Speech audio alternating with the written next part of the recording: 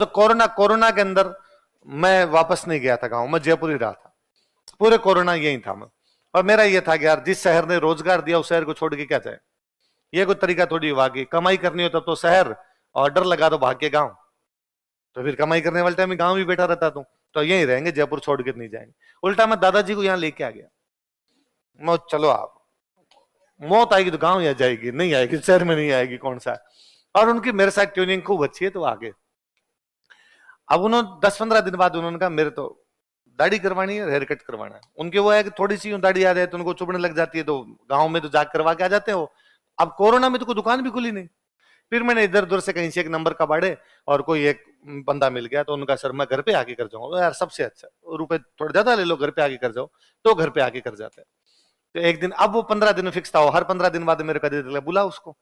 और वो भी गांव का सा लड़का एकदम, तो वो आज से उनसे आता ही भी कर लेता, तो उनको थोड़ा ये भी रहता भाई, वरना तो हम 2-3 भाई भाई रहते, हम ही बात करते, कोई नया आदमी आके 2 बातें बोले, ओ ताऊ जी कैसे हो, ठीक चल रहा है सब, तो उनका थोड़ा मन भी रहता।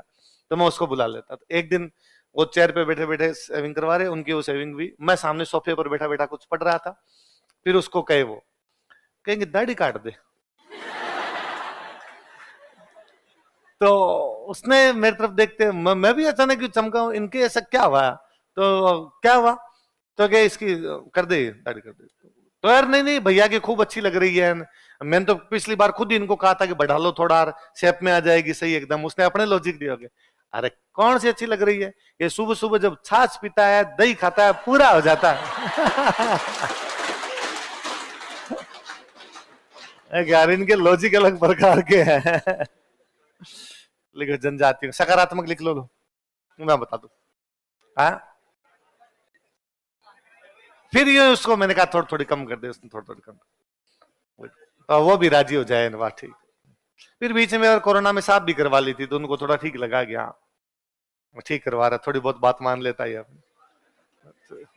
पर मैं उनको दिल्ली बैठ के भागवत पुराण सुनाता, मैंने पुराण पढ़े कोरोना में दिन, भागवत पुराण, विष्णु पुराण और एक शिव पुराण है कोई और पढ़ा, तो तीनों सुनाए उनको।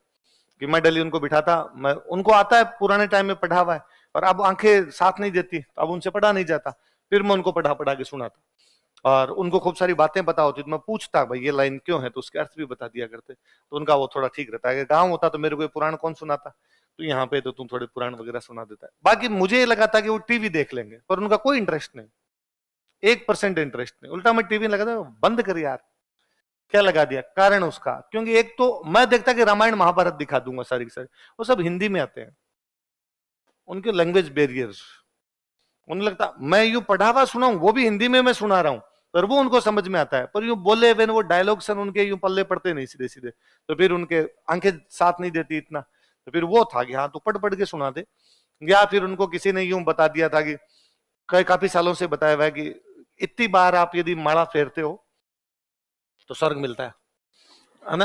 तो वो डेली गिनते अपनी कि आज मैंने कितनी माला फेरी है, और लिखते कि आज 10,500, कल 9,278, आज इतने 8,000। फिर डेली वो शाम को कम होती, इस दिन चिंता और करते, 8,000 ही हुई यार आज तो, आज तू बात लग गया था दिन में मेरे से, वरना तो मैं इसको 10 कर देता।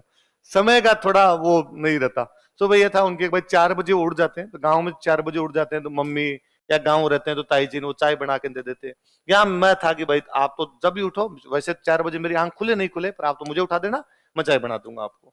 पर उनके टाइम वाला रहता नहीं, वो कई बार 2 बजे उठा देते, उठ जा रहा है चाय बनना है। मैं 1 बजे तो खुद ही सोता, मैं 4 बज गए, मैं उठता अब 2 ही बजे, 4 बज गई, तर घड़ी में सही देख। फिर उनको वापस कहता कि सो जाओ थोड़ी देर और, अभी 2 घंटे बाद में थोड़ा और, उसके बाद बनाते हैं। पर अच्छा लगता है, आप भी बैठा करो जाके। और मेरे तो सबसे अच्छा वो है कि बस पुरानी पीढ़ी को पता नहीं कितना नॉलेज है जो उनके साथ चला जाएगा। एक दिन हम उस समय 3 भाई रहते, कजन आपस में ही, और वो उनको आए हुए, तो मेरे रूम के अंदर वो रहते, एक रूम में एक भाई, एक रूम में एक भाई, उनके एग्जाम वगैरह की तैयारी चल रही, तो पढ़ रहे थे। मैंने उनको भी गांव नहीं जान दिया, यार बैठे हो ना, क्या है अपने तीनों यहीं बैठे। तो मेरे वाले रूम में रहते थे। एक दिन मैंने यूं नॉर्मल उनसे पूछा कि आपका जन्म तो आजादी से पहले हो गया, तो उनका हाँ। तो भारत में प्रधानमंत्री कौन कौन बने, आप तो सब जानते हो, सारे प्रधानमंत्री। उनका हाँ।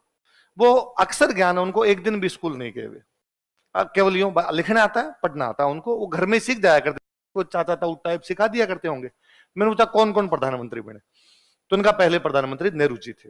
हाँ, वो नेहरू जी की मृत्यु पर कौन बने, तो उनका एक आदमी बना था जो थोड़े टाइम के लिए बना था, फिर उसको हटा दिया था, गुलजारी लाल नंदा, कार्यवाहक। मैं कहता हूं स्टूडेंट के भी दिमाग में नहीं आता जल्दी से। फिर मैं उसके बाद कौन बना, तो उनका उसके बाद एक व्यक्ति बना जिसकी हाइट छोटी थी, उसने पाकिस्तान को हराया था और गेहूं लाया था।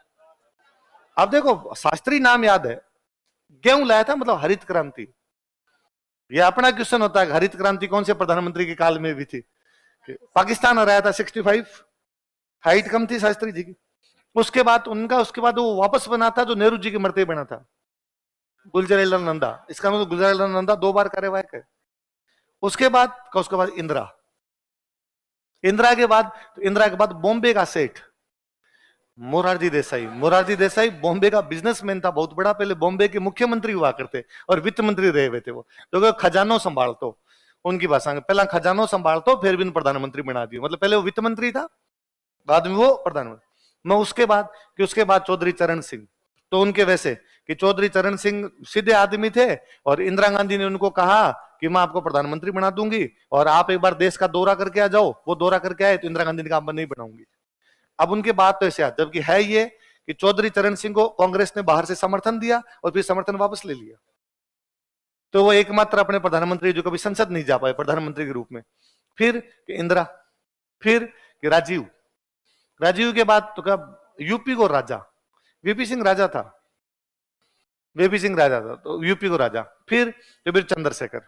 उसके बाद कौन कि उसके बाद एक बना था जो बोलता नहीं था, नरसिम्हा राव को कहते मोनी बाबा है, नरसिम्हा राव का नाम ही मोनी बाबा है।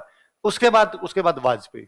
उसके बाद एक व्यक्ति बना, इसका नाम बहुत लंबा था, मुझे नाम नहीं आता, हरदन हली डोडेगोड़ा देवगोड़ा, HD देवगोड़ा, लंबा नाम, तो उनको किसी ने बताया होगा, उनको याद नहीं होगा। उसके बाद एक व्यक्ति बना था जिसकी दाढ़ी ऐसे थी, फ्रेंच कट, इंद्र कुमार गुजराल।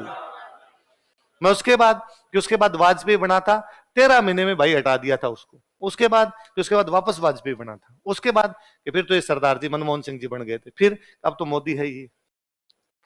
मैंने वो जो कजन तैयारी करता उसको बुलाया, इधर भारत के प्रधानमंत्रियों के नाम बता। उसने कहा इजी भाई साहब अभी बता देता हूं, नेहरू जी, शास्त्री जी, मैं थप्पड़ मारूंगा मैं। ये तो इनकी एज निकल गई, तैयारी करवाते ना, इनका सिलेक्शन जल्दी होता।